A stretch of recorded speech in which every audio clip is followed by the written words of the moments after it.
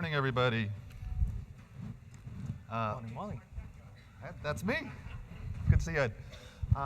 My name is Andrew Lippert. I'm the Chief Technology Officer at Edmentum, a leading online digital curriculum provider.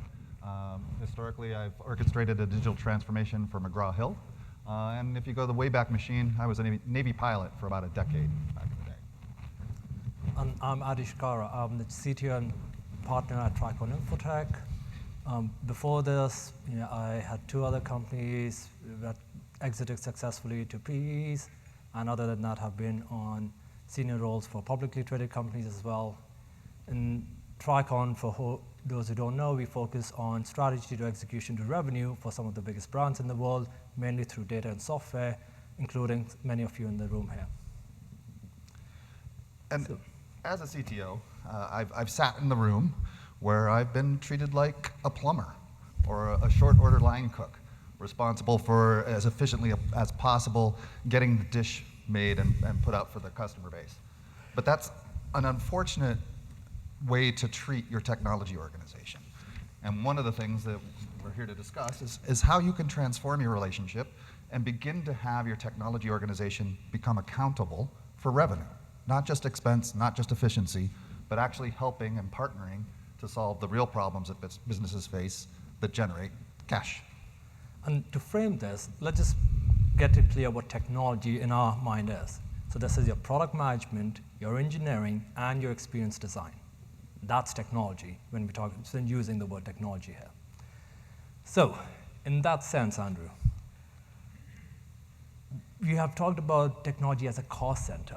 What does that mean? Yeah, typical private equity perspective, right? There's a lot of efficiencies to be gained by the technology organization, better AWS costs, more efficient software development. But when you think about it, that's actually a leadership failure.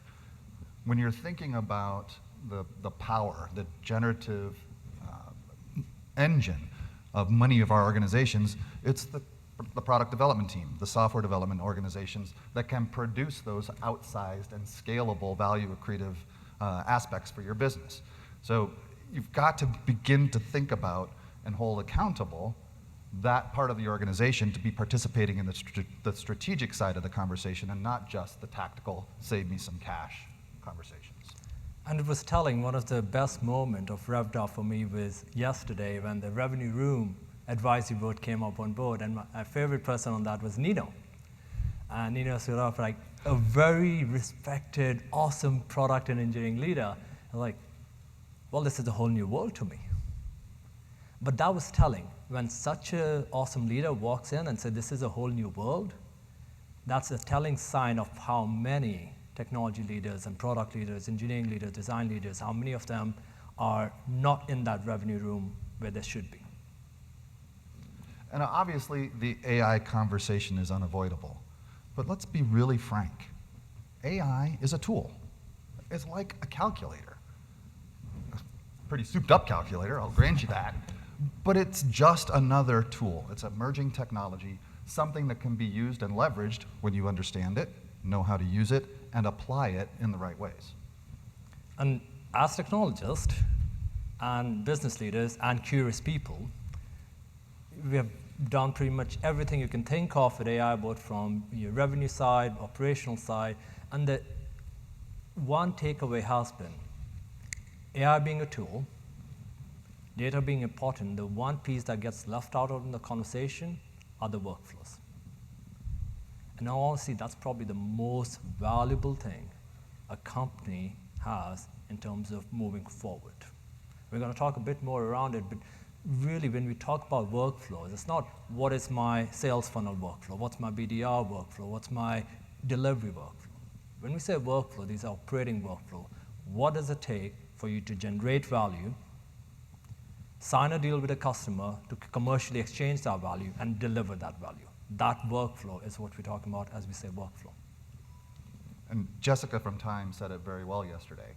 That organization was reinvented to focus on the workflows, to be self-reflective and introspective and identify the friction points, the white spaces, the opportunities to put at scale the leverage that an organization like Time has in its brand to deliver new revenue lines.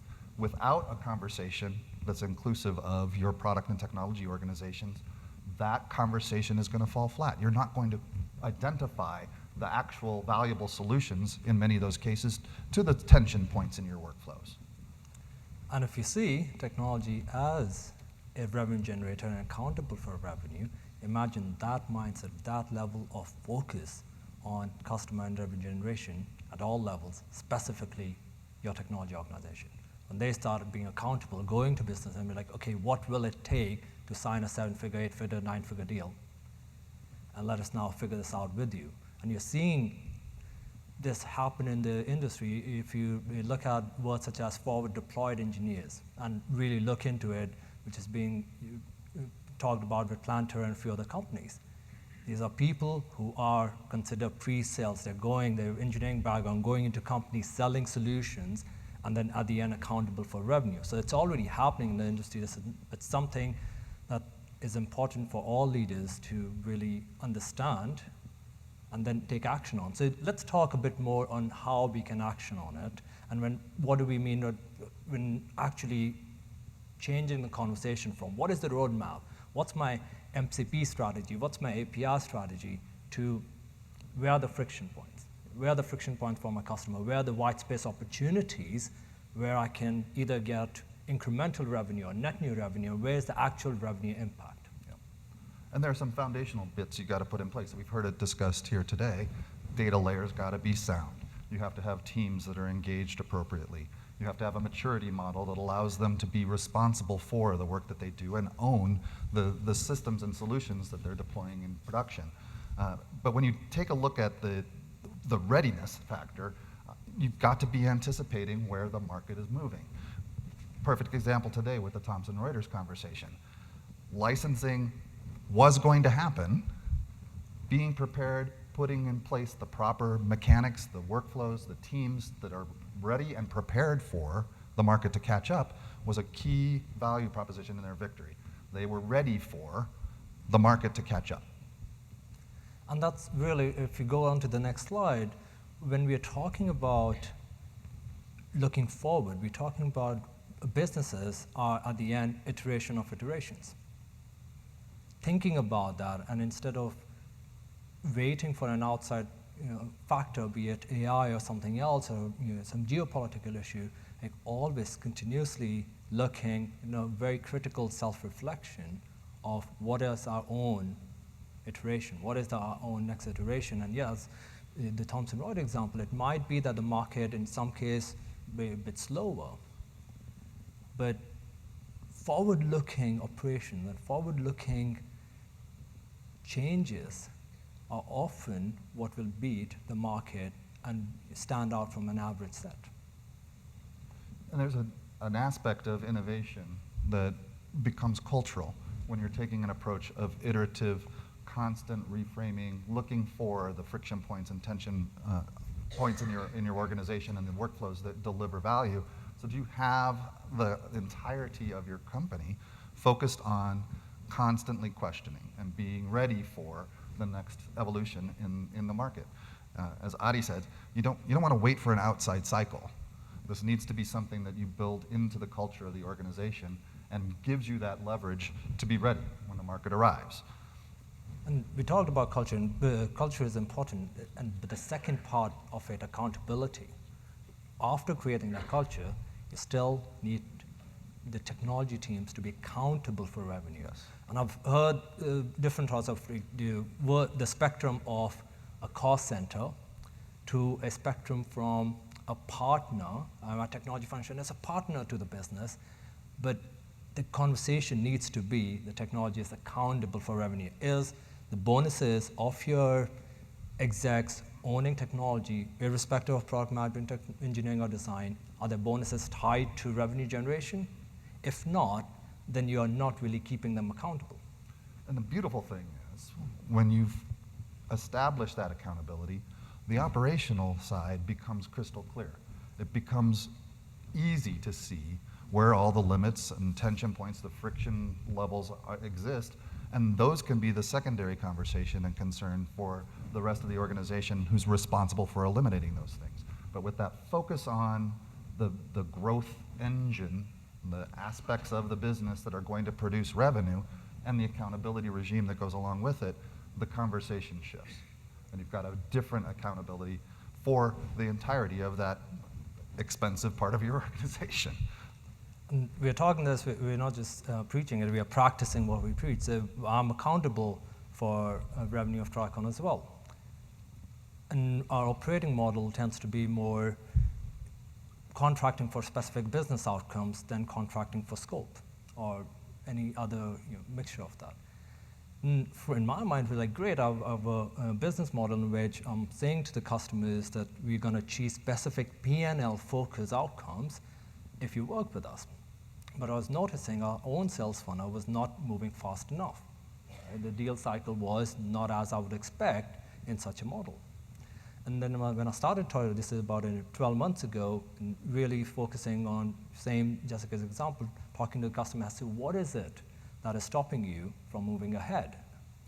And the number one reply was, I really want to work with that, but I actually don't have a business case that is board approved. It's in my head, it's someone's head, but it's not ready, the business case is not ready. And then we ended up creating an offering to actually build business cases, so separate from strategy and execution to purely investment-ready business cases, and that actually became one of the foundational net new revenue generator over the past 12 months. And that is not just from a partner view, that's for any organization, if you're doing it internally or partnering with externally, that level of bringing your technology leaders and product engineering design, all those leaders in those revenue conversations, there's a shift that happens and revenue drastically shifts in generation. And this is, if you look at it, where companies such as Anthropic or OpenAI or Google who are generating revenues, that's in a way the default operating model for them anyway. Right? The CEO of Google, the CEO of Microsoft, if you look at their backgrounds, they're revenue technology leaders. Yeah. We had a similar situation at Edmentum most recently, actually. The renewal rates were suffering for one of our flagship products. And the basic conversation was, well, we need a new feature. We need to add this bell, that whistle. We need something enticing to get the educators to come back. And we said, no, time out. Let's take a look at the entire workflow here. Let's step back, give ourselves the perspective required to be introspective. And quickly discovered that it had nothing to do with software functionality. It had everything to do with the onboarding and implementation services that went along with this solution to activate educators in the classroom with the solution that we provided. We've got reams of data that show the outcomes we can produce, but the outcomes only get generated if the product's being used. If we had taken a very historical legacy kind of perspective and just had the technology team taking orders from the product organization saying, hey, I need this new bell or whistle so that I can affect my renewal rates, we would have missed the forest for the trees. And it's an important distinction because the technology team has a perspective that's unique in your company. They can see how the systems connect with one another in ways that may have true hurdles for your organization to get to the next level. Breaking those paradigms, holding the organization more accountable for the total revenue perspective gives a different prism through which to view the world. This is something that we have been working together for a better part of a decade. We have been doing this across our own different customer bases, which are Fortune 500 to FTSE 100 across the US and UK. And the commonalities are the same patterns always emerges. And those patterns are, if you look at, and in Gartner, funnily enough, Gartner did a case study and after talking with us, and they called it a generative relationship. And this is not generative relationship of how business technology functions work together. How do they generate actual revenue? And that is something which, even though we are seeing again and again and again, it's still in the market, and specifically in a market which is now seeing a shift with AI, is more important than ever. So takeaways, Andrew. What are our takeaways? And sorry, I don't have the clicker, but if you go to the last slide, hopefully it would be on the slide as well. But Andrew, what are our takeaways? So I think one of the most important things is that you've got to shift the mentality. You need to have your tech organization accountable from a revenue perspective. Bring them into the strategic conversations early, often, and hold them to account to ensure that they're contributing to the top line. Let's build these businesses together.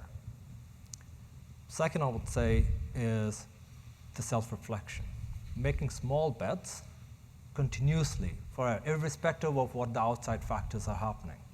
When you make those small bets, be it AI or something else, you're constantly looking ahead. Like Thomson Reuters example, right? It might be ML, it might be AI, it might be something else. But small bets instead of bigger bets following trends. And you've got to map the workflows from the beginning to the end, all the way across. Find the points of friction, find the opportunities to eliminate, address, and prioritize appropriately the most contentious aspects of your business. Get those things knocked out. It's going to free your team to do the big problems. And this is where you map revenue impact to your operational impact. Operational excellence is not a strategy deck.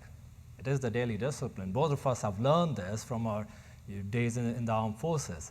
That is really what separates out true leading companies and leading organizations, leading teams from averages. Yep, absolutely. And we're going to be here all week. So if you got questions about how to help your technology organization transform, happy to have a conversation. And thank you very much for the time today. Thank you.